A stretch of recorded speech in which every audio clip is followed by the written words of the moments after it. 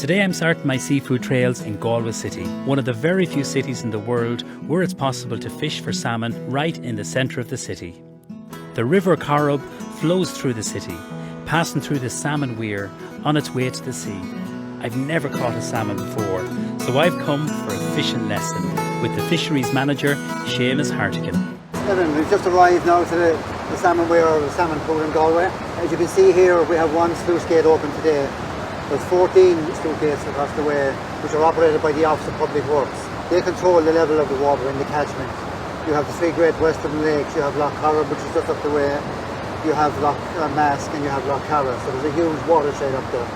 So when you have heavy rainfall, obviously they have to operate the gates accordingly. Yeah. But today we're in the pool here. It's ideal conditions. We have one gate open. We have three methods of fishing here normally. Fly fishing, we have shrimp fishing, and we have spinning. Now, because the water levels are low today, we won't be spinning because at a certain level we don't allow spinning. So we're going to shrimp fish now, We're going to shrimp fish now today. It's a freshwater shrimp or prawn.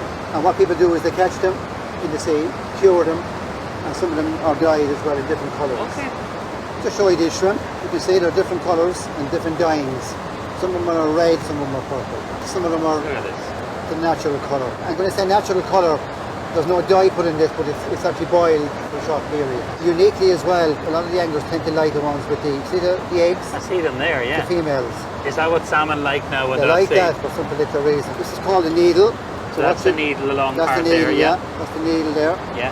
And then you have the treble hook. Basically, we're putting needle in the back here, up through the shrimp itself. And that's hiding the needle. And then you just put one of the hooks into the shrimp. And you have two hooks out. So there's your mount. See this here? What is that? That's a braid line. Some people like to use a braid on the main reel itself. It's quite strong, but you also need a bit of monofilament as well because the braid probably can be sealed a little bit more. You know? The pool is roughly 3.5 to 4 feet deep. So you have your float at a specific distance. You have your lead, which keep the shrimp down on a swivel, and then you have your monofilament. Basically, I'll just show you how to kick it off, cast it out. Yeah.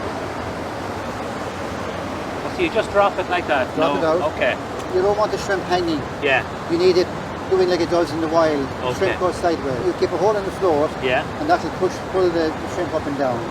So you feed it in as far as where the water starts to get turbulent. Getcha. Then you bring it back out again, and then you start again. So try that and see it again. Nice and slowly then feed it in. You can see the dark area, that's where the pool itself is. So the fish tend to be in that little area.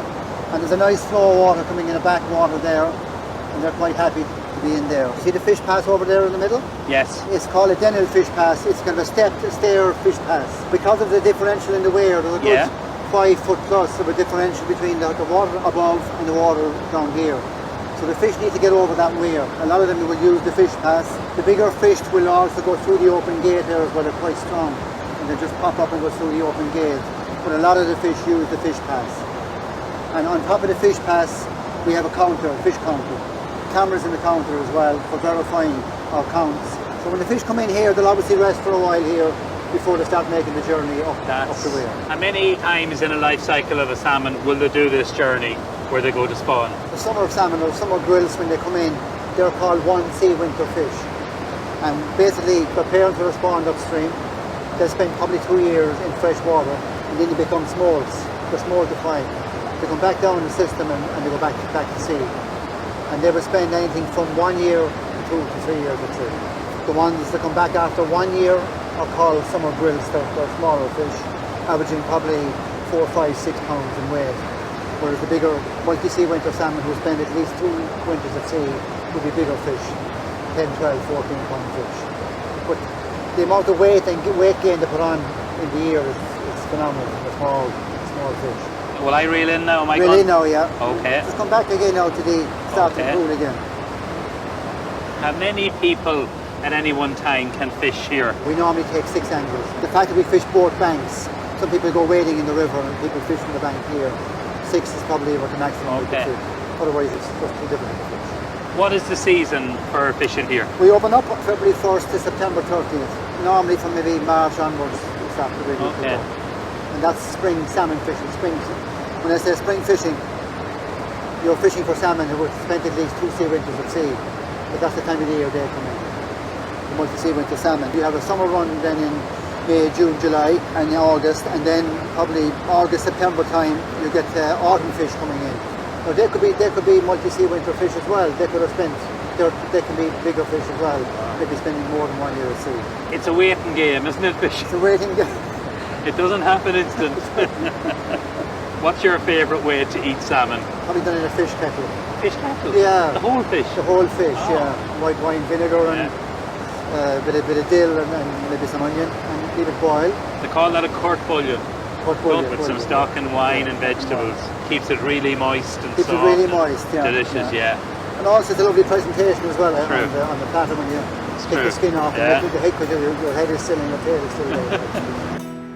After 3 hours at the weir without a bite, Seamus suggested that we move downstream just to give it one more go. Incredibly, within a minute of arriving, my luck changed. Take your time. Yeah. Lift, keep the rod up. The rod up high? Keep the rod up. He's just underneath you there now. See him there? Oh yeah. Yeah. Look at him go. Back one if he wants to go. Back wind, okay. That's it. Okay. Back one, leave him go. Now, Nevin, if you walk up very Walk slowly up, towards me. you, okay. Yeah. Nice and slow, don't pull Okay. too much. So just go below you here. There we go, come on. Look at it. Make sure there's always a bend in the rods, keep the rod tight. Am I bringing them over to you? There we go. Ta-da! No. Hold on, tell me what I'm doing wrong. When you're putting the fish in the net, just push your hand forward so he's just dropping Okay. in. No, that's it. Look at that. Hey. Well. That's a beauty. Well done. Well done. Your first salmon, is it? My first ever salmon. The next phase is you have to put a tag on the fish. And like the numbers there. See That's the that? number, Yeah. and this is part of your license that you got. So this goes into the gill of the fish, is pushed over and sealed. And it's very important that this is done because anyone that catches a fish, legally you have a tag fish. If you're caught without a tag fish, it's quite serious. So everything is recorded, and so each fish caught here is Very recorded. strict. Very strict. So will I just go in underneath the gill, is it? Yeah, And out through here, go through here. and then just close it. Yeah, just lock it in place. That's it. There's an interlocking system. Now Yeah. that fish is now legal. He's a tag fish, he's caught, and he's all legal. Wow. What weight would you say that is? I'd say it's probably about 4.5 pounds, 4.5 to Beautiful. 5 pounds. I'm chuffed. Yeah. There's a great buzz to it. Well done, he's a lovely quality fish. Gorgeous.